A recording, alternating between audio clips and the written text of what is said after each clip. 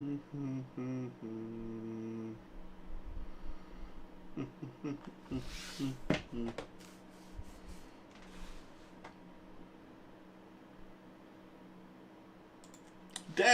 freaking Dollar Silver.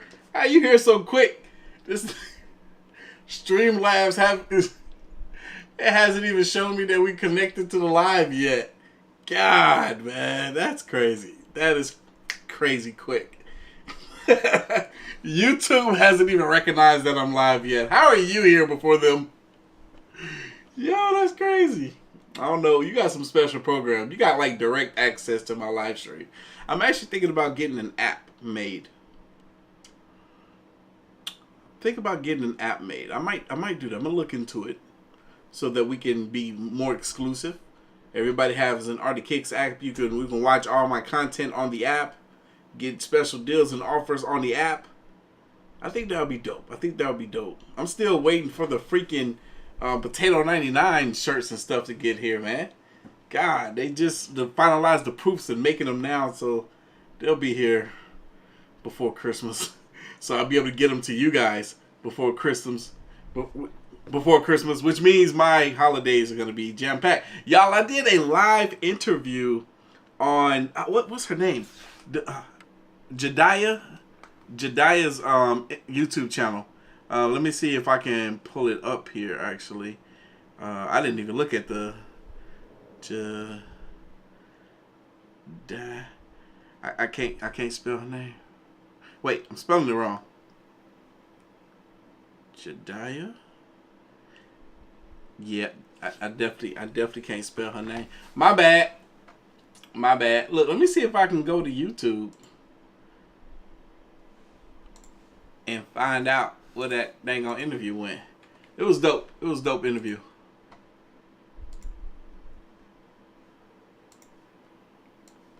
Waiting for my people to pile in before we get this party rocking and rolling.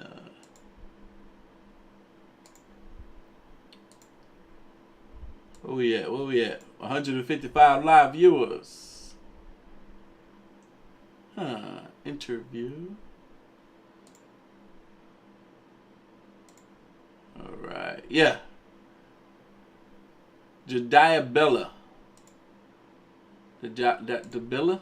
I think I'm saying her name wrong. I know I'm saying the first name, Jediah. Hold on, where's her YouTube channel at? Let me pull it up.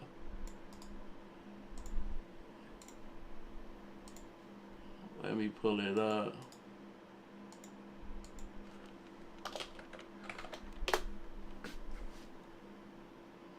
Yeah, there we go.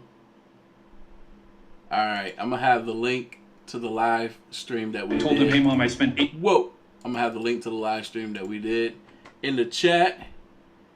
Let me go back to YouTube in the chat so I can see the actual live view count. I'm thinking. Where we at? How many people we got in here right now? Oh, 171. We're waiting so I can do my magic. Waiting for people to pile in here as well. Boom. Alright, got the pinned comment here. Is a link to the live stream that I did with her. We did a little interview. That was fun. That was dope. That was cool. I gotta go check it out. I haven't seen it yet. But hell, I was in it. We're here. We're here. Welcome everybody to the middle of the week live stream, big baby. Welcome. We is here. About to get this party rocking and rolling soon. Let me give y'all some shout outs before we get going. Let's see who we got up in here. You know I had to shout out Dollar Silver. He was the first one up here. Hunter Pineapple Steve. My moderator's Hunter Pineapple Steve up in here. April C. Miss Hatcher, I see you up in here. David Christine, I see you. Yum Yum Bubblegum, I see you. Brown Express. Impress, I said. Look, I keep doing that. Gemini, another moderator up in here. Heather, another moderator up in here. Christopher Hernandez. Nakia Williams, what's going on with you? What's going on? I see you up in here. What up, Cinnamon? What up, Mike? What up with you? What up, Ruben? Douglas? Gemini Queen, if I didn't say it already. Christian, was good with you if I didn't say it already. Mary, what's popping? Brand new whip just hopped in. I got options. We here. Yes, yes. All right, y'all. We about to get this thing rocking and rolling. We getting close. We had 217 live viewers. Waiting for that number to hit 250 so I can do my introduction. You know how we do. You know how we do. We're just waiting for people to pile in. Let's get a solid, strong number up in here so that we can get this video going. Y'all, I am very excited for this MrBallen story right now because it's titled The World's Worst Babysitter. I can only imagine what this woman has done. Y'all, man, I was on TikTok earlier where I first discovered MrBallen. I was on TikTok and I was listening to some stories of, some stuff that has happened. I was like, what? I didn't even know that happened. What's this story? Dang, that's crazy. It'd be some stuff on there. I love the true crime stuff, man. I love it. It'd be so good. I mean, I hate that stuff happens to people, but I love hearing about the stories after the stuff has gone down because it's like, dang, we live in a crazy world. Crazy world. It's almost like this stuff is movies, man. It's like, dang, this really happened? I was looking at a story about a some, I don't know if they were in Europe or what, but they were outside. It was like three friends, like a guy and a girl and another guy, and they were hanging out outside of like a bar or something. And you see this dude watching them. They're like all conjugated together outside of this bar. You see this guy watching them, and they're happy-go-lucky, just, minding their business, having fun amongst themselves. And then this guy just off at a distance, he's talking to somebody else. He's just watching. He's just watching their every move, And then they walk off and go into a different direction. And he quickly follows behind them. Next thing you know, they find all three of them dead. And they're assuming that he's the one that did it because he was watching them so closely and he followed them. And it's like, he just looked like a regular dude. Like, he didn't look like he would do anything to those people. It's crazy. It's crazy. But we here. And it's time. What up, AOK Mafia? It's your boy Artofkickz, and just like that, we back with another one. Y'all ready? Yeah, this is MrBallen, the world's worst babysitter. I can't wait no longer. Let's go. In 1999, a father arrived at a train station to pick up his teenage daughter from school. But when the train she was supposed to be on arrived at the station, she didn't get off. And all right, let's see if I know this story already. So the father just sat in the parking lot, assuming his daughter must be late and she'll be on the next train. But as more and more trains came into the station, none of them were carrying his daughter. And so eventually, this father just left the parking lot and headed back home, believing his daughter must have found another way home.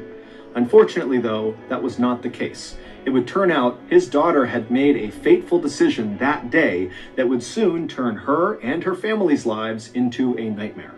But before we get into that story, if you're a fan of the strange, dark, and mysterious delivered in story format, then you've come to the right place because that's all we do, and we upload once a week. So, for those that are just getting here, the pinned comment that I have is an interview that I did earlier today on, it's an interview that I did earlier today if you guys want to go check it out. Let's get into today's story.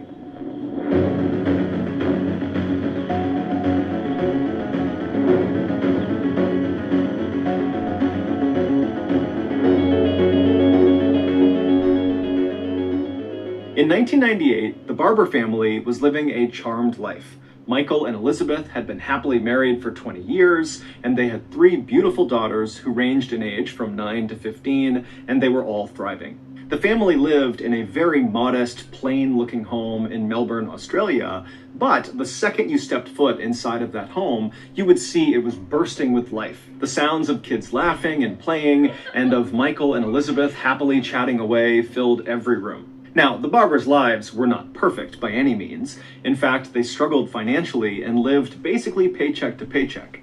However, they didn't let their financial struggles define them. Instead, Michael and Elizabeth put a lot of stock in another aspect of their lives that they were all undeniably rich in, and that was in creativity. Michael was a toy maker and a designer, and Elizabeth worked in children's literature. And each of the 3 Barber children were beginning to cultivate their own unique creative gifts. At 9 years old, Heather, who was the youngest, had developed a lovely singing voice. Ashley Rose, who was the middle child at 11 years old, had learned to play the flute. But the barber's oldest daughter, 15-year-old Rachel, was really the star of the family. In fact, Nah, hold on though. Why she don't look 11? Does that look like an 11-year-old to you? Come on now. And she don't look 9. That don't. She look older than. Nah. She look about 15. And she look like she might be 17. But she, the oldest, is 15. She look just like her middle sister. Goodness. They all look alike. Rachel's star. Rachel was an extremely talented dancer. She was so graceful and stylish that even when she was just walking around, it almost looked like she was dancing. Rachel was also very beautiful, with big emerald green eyes and fair skin, and she had this effortless charisma that just drew people to her. From the outside, Rachel really did look like the kid who had everything going for her. But, like the rest of us, Rachel had her own struggles. Like she was not a natural student. No matter how hard she tried, math and science just seemed impossible to her. And Rachel had a number of acute fears that really made certain aspects of her life very challenging. She was deathly afraid of the dark. She was afraid of talking to strangers. She was afraid of navigating the public transportation system on her own. And even just the thought of going... She reminds me of my mother. My mother had a ton of acute fears. She was definitely afraid of the dark, and she was afraid of cats, dogs, any animal. Pretty much, she was afraid of. I mean, she had a lot of fears. She was afraid of navigating transit by herself. Same fears and more. Into it. And when he said that she had a few acute fears, automatically I knew what some of them were. Store by herself filled her with immense dread. Yes. As a result of having these fears, Rachel was actually very dependent on her parents. Her mother, Elizabeth, would jokingly say that Rachel was 15, going on 18, going on 12. Eventually, when Rachel's anxieties and fears, combined with her struggles with traditional schoolwork, put her into a bit of a depression, her parents decided they needed to step in and take action. They wanted their Rachel star to be happy. They wanted to encourage her and nurture her strengths. And the thing that they knew she loved the most and was the best at was dance. So in September of 1998, Michael and Elizabeth allowed Rachel to drop out of her traditional school and transfer to a full-time dance school in Richmond, which was an inner-city suburb of Melbourne, located about 20 minutes away from the barber's house. Wait a minute. So if she transferred to a dance school, does that also mean that she was learning some of the traditional teachings of school, like, you know, mathematics and science and all that type of stuff, on top of having dance be like the primal or primary, you know, academic? Nah, I think she just went for just straight up dance. And once Rachel was enrolled in this new dance school, she blossomed. She made loads of new friends. Yo, that looked like the one chick. She reminds me of this one actress. I can't think of her name. Started modeling, which was something she was very proud of, and she met a boy, Manny, who she absolutely adored. But as well as things seemed to be going for Rachel at her new school, she would soon make a fateful decision that would have absolutely catastrophic effects. On Monday, March 1st of 1999, so 5 months after Rachel had transferred to this new dance school, Rachel and her father, Michael, like every other morning, left the Barber household, climbed into Michael's car, and began driving to Wattle Park, which was a train station closest to their house. From Wattle Park, Rachel would catch a train that would take her to the Richmond station, and then she would get off. She would meet up with a friend, they would have breakfast, and they would walk the rest of the way to their dance school. When Michael pulled into the parking lot at Wattle Park and parked the car, and Rachel was getting her stuff to climb out of the vehicle to head up to the train, he stopped his daughter and said, "Hey, remember, I'll be back here at 6:15 tonight to pick you up." And Rachel looked at him, she smiled and said, "Okay," and then she hopped out of the car and she pranced her way over to the station. Michael watched his daughter just long enough to see her climb the steps and disappear, at which point he put his car back in drive, he left the lot, and he headed back home. That evening, Michael returned to Wattle Park. But at 6:15 p.m., when the train came rolling into the station, Rachel was not on board. Michael assumed his daughter must have been running late and so missed the train she would always take, and so he just sat in the parking lot and waited for the next train to come into the station.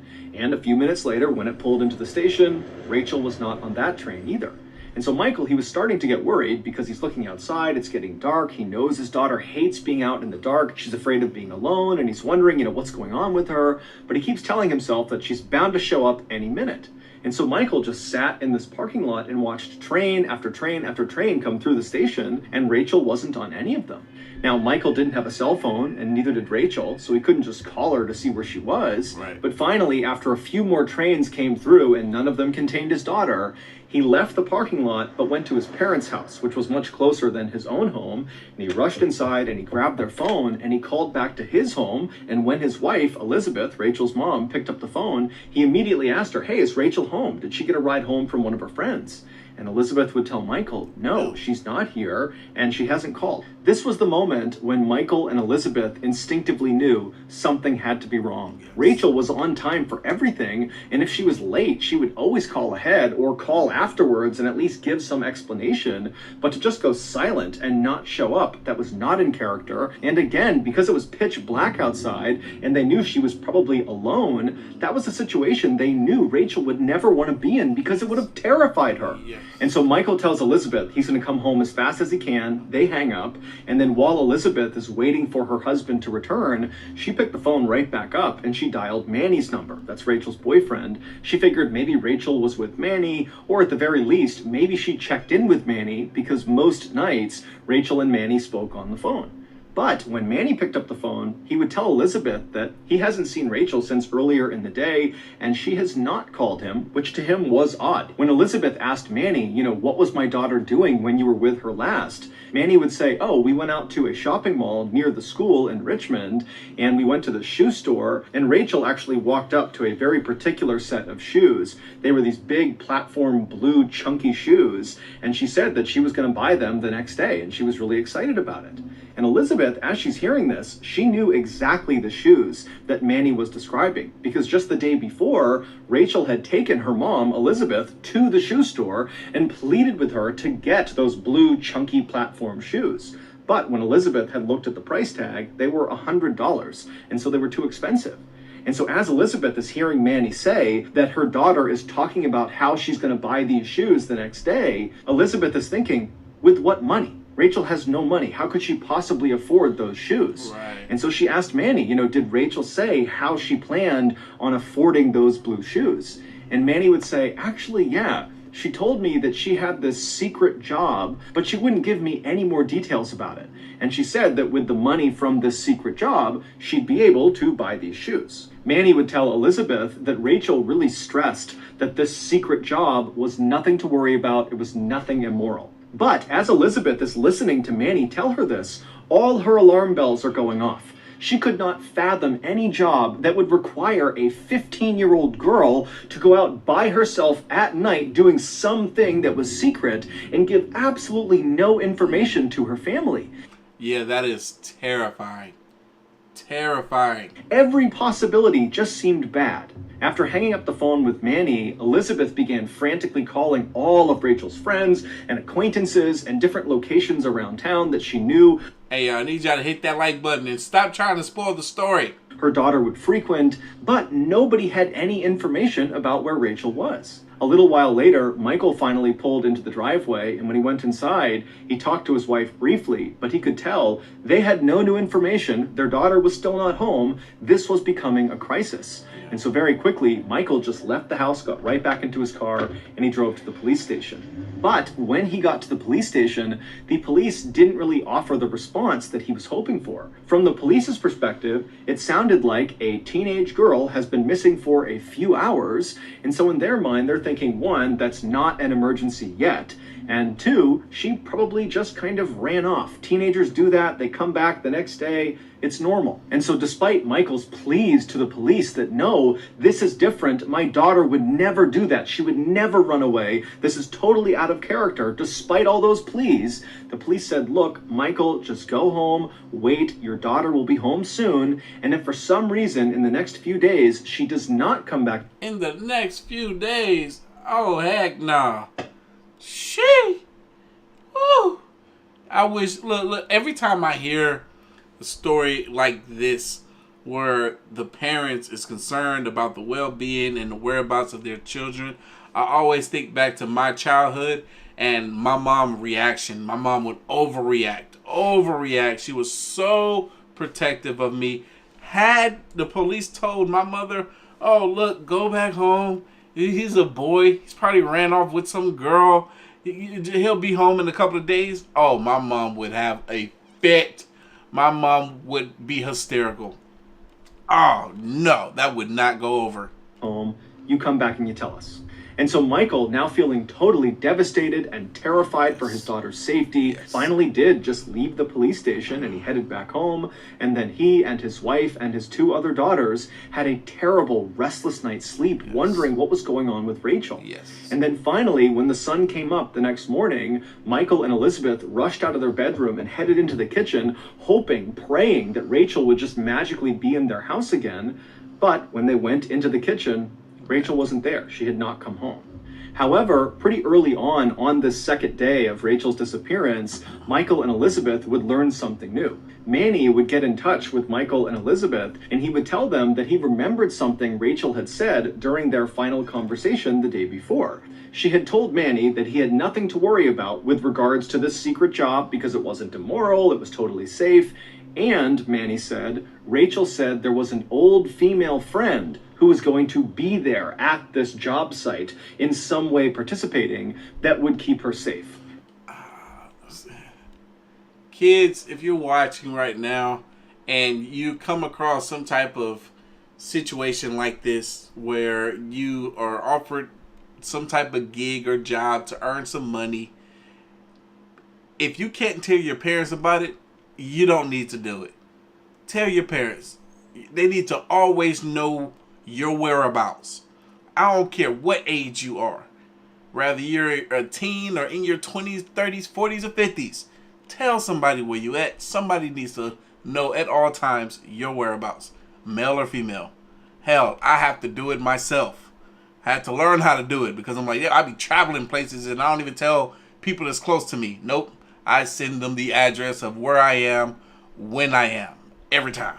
And so Michael and Elizabeth have no idea what to make of this old female friend, but in a way it was kind of a relief because they know their daughter is basically terrified to be alone. And so at least knowing wherever she was with this old friend, that made them feel good. But the parents' positivity about this new development quickly faded when they began calling around to all of Rachel's friends, both new and old, female and otherwise, and none of them were missing. Everybody was where they were supposed to be, and nobody knew anything about what happened to Rachel. The only intel the parents got from this round of calling all of her friends was that several of her friends said that the day before, the day Rachel disappeared, they had walked with Rachel back to the train station after school. And in fact, one of the friends told Michael and Elizabeth that they offered Rachel a ride home so that she wouldn't have to ride the train back home, but Rachel had turned it down, saying her father was going to be meeting her on the other end at Wattle Park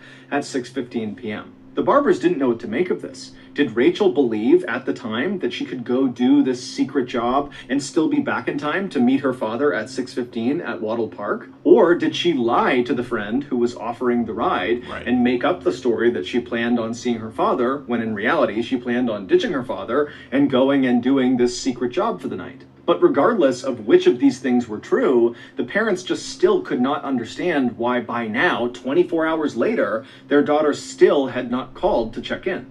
Yo, that was a beautiful photo. For it to be a photo of the 90s? Hey, I don't know. I'm acting like the 90s was so long ago and like they didn't have good quality cameras. Of course. Things were true, the parents just still could not understand why by now, 24 hours later, their daughter still had not called to check in. Michael and Elizabeth found themselves wondering if they really knew their Rachel Starr as well as they thought they did. You know, maybe she had actually run away like the police suggested. The parents were totally distraught, they were totally anxious and terrified, and so with nothing else to do, over the next several days, they just continued to go out and look everywhere and talk to everyone to try to find where their daughter was. But everything they looked into turned into a dead end. Then, finally, on Monday, March 8th, so exactly 1 week since Rachel had disappeared, Michael and Elizabeth got a new lead. A girl named Allison, who had gone to a dance class with Rachel before Rachel had transferred schools, had overheard her younger sister talking about the Rachel Barber disappearance and how nobody had seen or heard from Rachel since 5:45 p.m. the previous Monday. Allison, who had not heard about Rachel's disappearance until this very moment, knew immediately she had to go forward and talk to police, because she actually saw Rachel on the night she disappeared, a full hour after her last known sighting. At 6:40 p.m. on the night Rachel disappeared, Allison was on the train car headed to Praran, which is a suburb located southeast of where Rachel lived. And when this train that Allison was on pulled into the Richmond station and the doors opened up, Allison watched as Rachel, along with this other girl who Allison didn't recognize, walked on board and then took seats right next to each other on the other end of the train away from Allison. Now, from Allison's perspective, immediately it was clear they were friends. They were laughing and joking together and just kind of in their own world. And so Allison didn't want to be rude, so she stopped staring at them, and they continued riding the train until they got to the Praran station, at which point Allison got up to leave the train. But as she did, she saw Rachel and this mystery girl. They also had stood up and they were making their way out of the door. And as they were leaving, Rachel actually would look up and see Allison, and they would both smile and wave at each other. But that was it. And then Allison would watch as Rachel and her friend would leave ahead of her, and they would walk down the platform. And from Allison's perspective, it seemed obvious that Rachel and this girl were friends, and whatever they were going to go do, they were choosing to go do, and they were going to do together. When Michael and Elizabeth heard about this sighting of their daughter on the train and this mystery girl, on the one hand, it was kind of reassuring because it meant that... Reassuring? They haven't seen their daughter in 7 days. An entire week. That wouldn't reassure me of nothing. Not much. I mean, like, I would think maybe there's a slight possibility that my daughter is still alive. Because that's what goes through your mind. It's like, dang, is my child alive? Or is my child not alive because I haven't seen them in days? Those are the two things that's cycling through your membrane. Rachel was with this friend, potentially the old female friend that Rachel mentioned to Manny, and so whatever she was doing, at least she was not alone. But on the other hand, it begged the question of what role did this mystery person play in wherever Rachel was now? Right. Had Rachel and this mystery girl gone to do this secret job together and then something happened to them? Or had this mystery girl been Rachel's accomplice and they had run off together like the police thought? Whatever the case was, the Barbers and the police at this point, who were looking much more seriously into the Barber case by now, they knew the next step was identifying this mystery girl. A couple of days later, on Thursday, March 11th, the police called in an artist to create a sketch of this mystery girl that Allison had seen on the train. Allison would describe this mystery girl as being older than Rachel, being heavier than Rachel, and very plain. That day, the police also ordered a trace on all of the phone calls going into the Barber residence on the day before she went missing, because they figured that if Rachel and this mystery girl were in cahoots on some sort of secret thing together, they likely communicated the day before. Right. And when the phone call trace came back, there was one phone number in particular that stood out to police. There was a private phone number that called the Barber household twice on the day before Rachel disappeared. Once at 5:24 p.m., and that call lasted about 15 minutes, and then shortly after that call ended, the private number called back, and then there was another conversation that lasted about 30 minutes. It would take police another 24 hours, but eventually they would figure out who this private caller was. It was a 20-year-old woman named Caroline Robertson who very closely resembled the police sketch of the mystery girl that Allison had seen on the train. Yes. And it just so happened that Caroline Robertson lived very close to the Praran train station where Allison saw the mystery girl and Rachel get off. Additionally, Caroline was Rachel's old babysitter and was very close with the Barber family. And so it seemed very likely that Caroline was both the mystery girl on the train and the old female friend that Rachel had mentioned to Manny when she told him about this secret job. This new information was a huge relief. From Michael and Elizabeth's perspective and the police's perspective, it now seemed very likely that Rachel and Caroline had just snuck off together and were now probably hiding out at Caroline's apartment near the Praran train station. But why? What would be the reason for that? Why is the old babysitter holding this girl captive? Or, or even if they're not, even if she isn't holding her captive, if the parents are potentially thinking, oh yeah, she is acting out and maybe she's ran off to go hang out with her old babysitter, and you would think that the babysitter would be responsible enough to reach out to the parents and be like, hey, your daughter's with me, don't worry, she's going through some stuff, she feels like she can't come to you guys or confide in you guys, I'm taking care of her, don't stress it. You would think, but Nah. I would be still very worried that my babysitter has done something crazy. And so, believing they could put an end to this missing teenager drama that night, the police hopped in their cars and they drove over to Caroline's apartment. But when they got there at 5:25 p.m., they very quickly realized that things were not as they seemed. Police walked up to Caroline's front door and they knocked and began yelling out for Caroline and Rachel to come outside, but nobody yelled back and nobody opened the door. When they tried the handle, they found it was locked, so they got in touch with the property's real estate agent, who came out and gave them a set of spare keys, and when the police tried those keys, they found they still could not open the door because the door had been locked from the inside with a special latch. And so the police began walking around the perimeter of the building looking for another way inside. And as they're walking, one of the officers looks up and sees a second floor window of the apartment is open. And it's open enough that clearly a person could slip inside. And so the police contacted the fire department, who showed up very quickly, and they put a ladder up against the side of the apartment that went up to that open window, and then a police officer began climbing up. And when he got up to the window and could look inside, he saw he was looking into a bedroom. And at first, it looked totally ordinary until he noticed there was a body lying face down at the foot of the bed on the ground. It was Caroline. The officer on the ladder immediately turned around and yelled for backup, and then he and other officers poured into the apartment, and before long, Caroline, who did actually still have a pulse, but she was totally unconscious and not responding, she was being rushed to the hospital.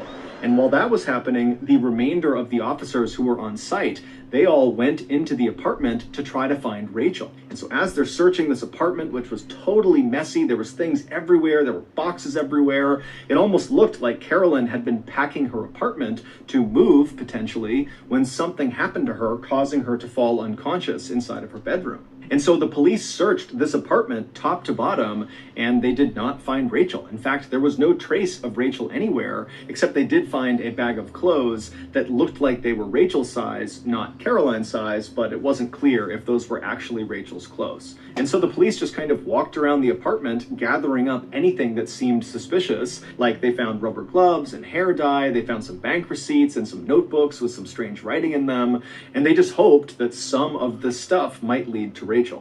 Back at the hospital, Caroline had regained consciousness, and even though she was very disoriented and seemed kind of out of it, the medical staff allowed the police to come in right away and start asking questions because they knew time was of the essence with Rachel. They had to find her. And so the officers came into Caroline's room, and they sat down, and the first question they asked her was, "Do you know where Rachel Barber is?" And Caroline just stood there kind of stunned for a second, and then just said, "Yes."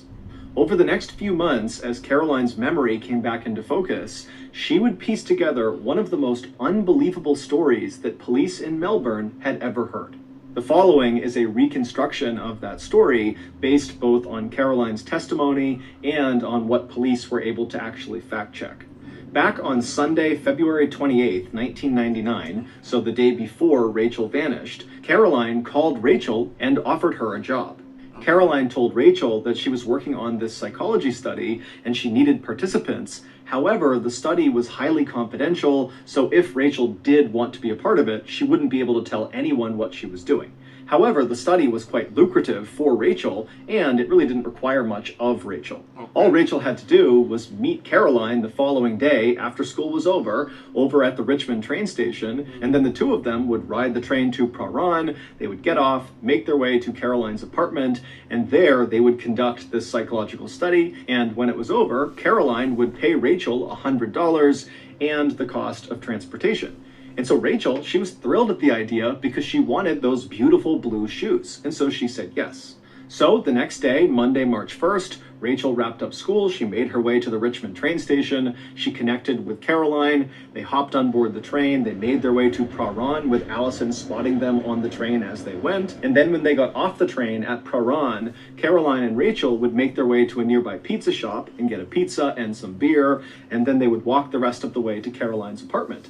Once they were inside the apartment, Caroline led them upstairs to her bedroom, and then they both sat down on the floor at the foot of the bed and began eating their pizza and having some beer and just laughing and exchanging some stories. And then after their dinner was over, Caroline told Rachel it was time to start the study, and it began with a guided meditation.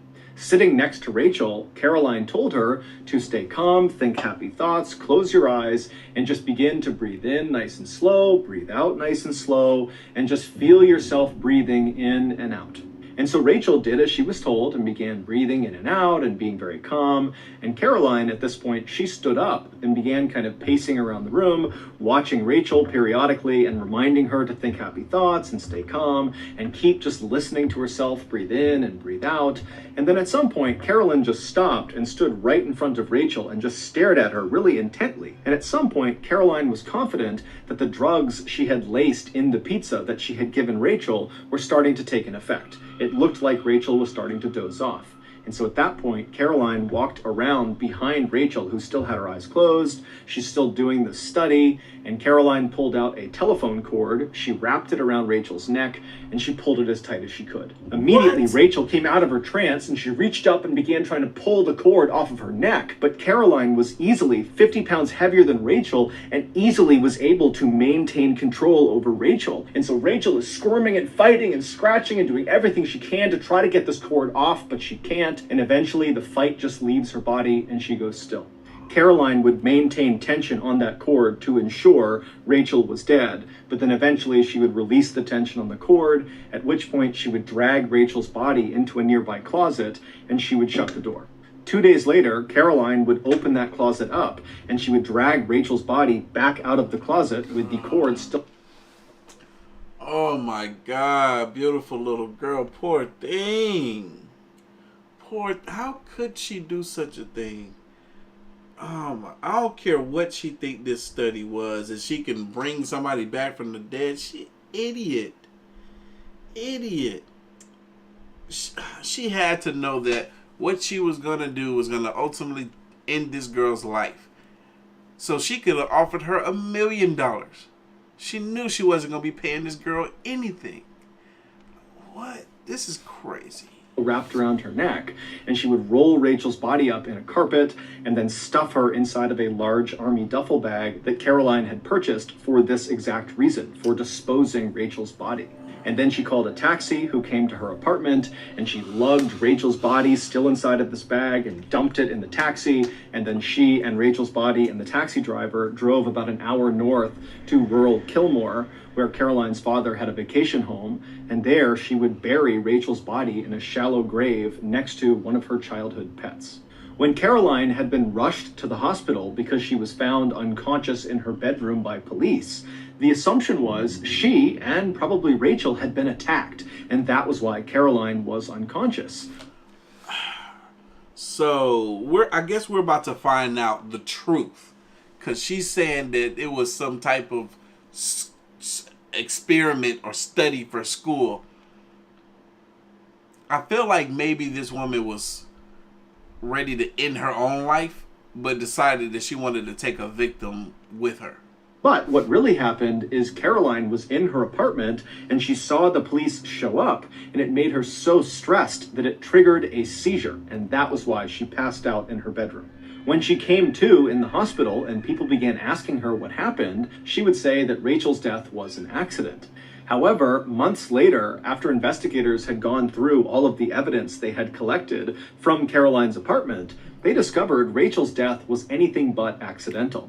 According to the notebooks they found all over Caroline's apartment, which were basically Caroline's journals, Caroline hated herself. She totally loathed her physical image and who she was, and she was obsessed with the girl she used to babysit, Rachel Barber. Rachel was this beautiful, perfect person that Caroline wished she could be. And so one... Wow, how disturbing.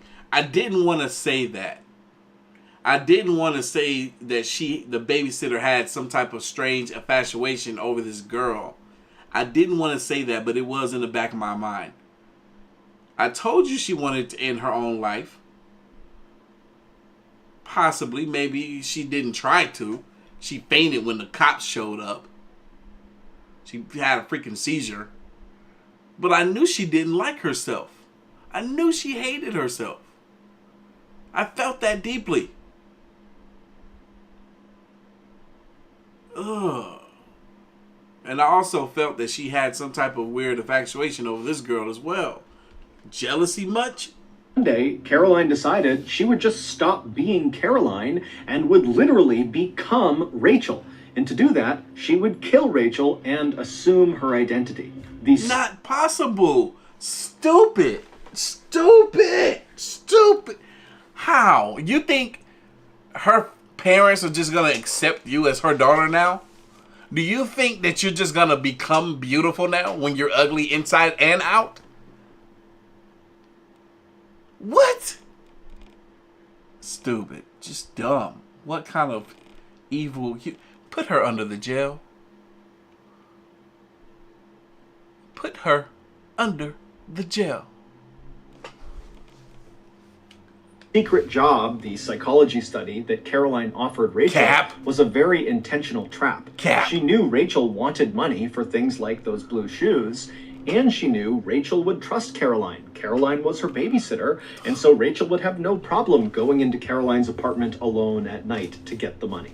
Caroline planned to murder Rachel and stage it so it looked like Rachel had run away, and then afterwards, Caroline... You know the sad part is, she wasn't even that unattractive. She just hated herself so much that she made herself less attractive.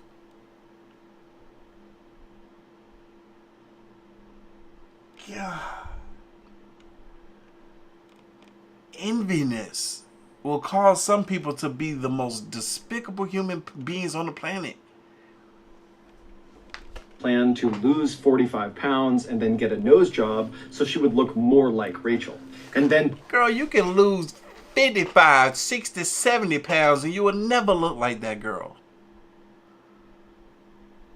Oh my God. To complete her transformation, Caroline would legally change her name to Rachel Barber. In November of 2000, Caroline Robertson pleaded guilty to murdering Rachel Barber and was sentenced to 20 years in prison. In 20? Her ass needs to be put under the jail. 6 feet. Bury her alive. January of 2015, Caroline was released after only serving 15 of those 20 years. In the years after Rachel's death, Rachel's mother, Elizabeth, would write a book about the experience called The Perfect Victim, which would later be adapted into a major movie that starred some of Australia's biggest actors and actresses. I want to see this movie. This is what I was talking about, man. Some of these stories be so crazy that they will make for a great movie. I want to see this in her skit. Let me take a screenshot picture because I want to see this. I want to see this mess. See, this is another question I had. Was this a story that I was familiar with? This image right here of the cover of the book, this looks familiar to me. But I never knew this story. About the experience called The Perfect Victim, which would later be adapted into a major movie that starred some of Australia's biggest actors and actresses. On Wednesday, March 24th, 1999, Rachel Barber's body was once again lowered into the ground, except this time she was surrounded by friends and family and people who loved her. Over 850 people attended Rachel's funeral. They brought letters and... Oh my God, and then...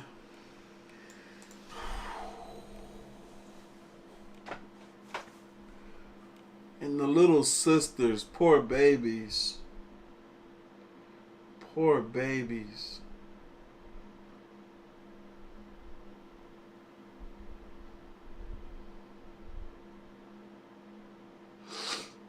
Y'all, I'm over here tearing up right now as if this story is fresh. As if this story is new. As if this incident just occurred. Just by looking at this picture here, this picture has so much emotion in it. Man. I hope those girls and the family are okay. I hope they're alright. Even to this day. This happened. Whew. We're talking 23 years ago. Oh my goodness. Rachel's funeral, they brought letters and poems and toys, which were all buried with Rachel, as were the blue shoes that Rachel so wanted that she planned to buy with the $100 Caroline had promised her. Wow, she got her shoes. She got her shoes after death. She got her shoes. So, man, oh my gosh.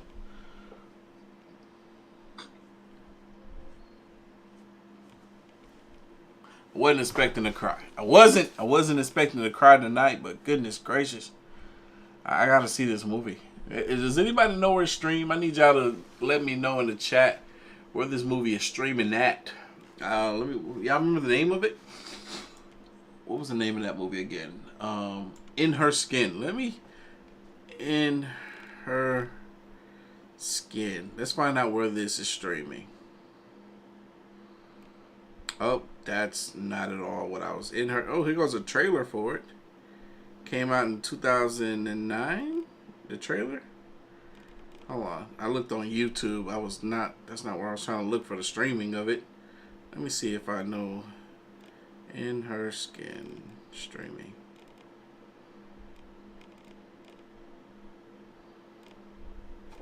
Wow. Ridiculous. Alright, it's on Sling TV, Amazon Prime. If it's on Amazon Prime, I might watch it tonight.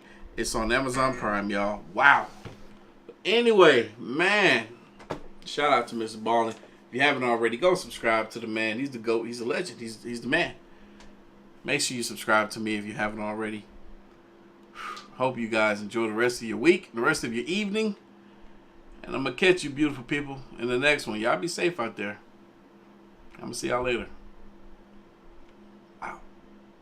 That was heavy. That was heavy.